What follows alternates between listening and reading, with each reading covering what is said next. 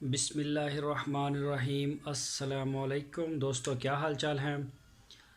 دوستو، سب سے پہلے تو جو افغانستان کے بارڈر کے اوپر فائرنگ ہوئی ہے باؤنڈری کے دوسری سائڈ سے، تو اس کی میں بھرپور مذمت کرتا ہوں، بلکہ ہماری پوری ٹیم جو ہے وہ اس کی مذمت کرتی ہے۔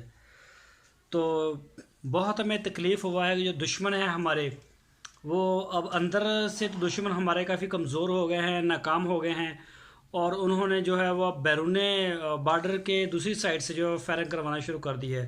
تو ہمارے 6 جوان جو ہیں وہ شہید ہو گئے ہیں۔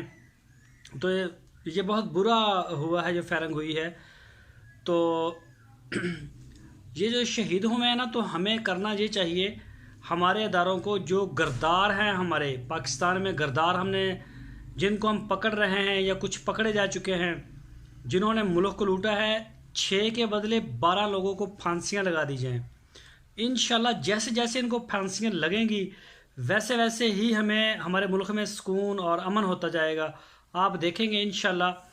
اس کے علاوہ دوسری خبر یہ ہے کہ اسحاق ڈار، جو پاکستانی اداروں کو وہ وانٹڈ ہے، چاہیے، ان کو ضرورت تھی، خاص کر پاکستان کی اعلیٰ عدلیہ کو، تو اسحاق ڈار صاحب جو ہیں وہ پاکستان سے مفرور ہیں، اور حالانکہ وہ پاکستان کے بہت بڑے عہدے پر فائز رہ چکے ہیں، اور وزیر خزانہ کا قلم دان ان کے پاس رہا ہے 5 سال سے، جب نون لیگ کی حکومت تھی۔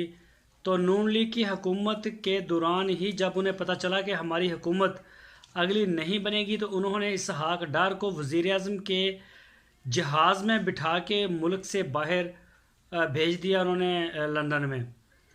تو جب ان کی عدم پیشی ہوتی رہی عدالت میں، عدالت ان کو مسلسل بلاتی رہی، لیکن وہ نہیں آئے۔ لیکن انشاءاللہ یہ جو ان کی بات چل رہی ہے حکومت کی، تو تقریباً کچھ چند ایک ہفتوں تک یہ اسحاق ڈار جو ہے وہ برطانیہ سے واپس بھی آئیں گے۔ لیکن آج جو مین اپڈیٹس ہے وہ یہ ہے کہ اسحاق ڈار کا جو بنگلہ تھا لاہور میں، اس کو تحویل میں لے لیا گیا ہے۔ وہ 4 کنال اور 17 مرلے کا ان کا بنگلہ تھا، جو پنجاب حکومت نے اپنی تحویل میں لے لیا ہے، اور وہاں پہ سیکیورٹی کو تعینات کر دیا گیا ہے۔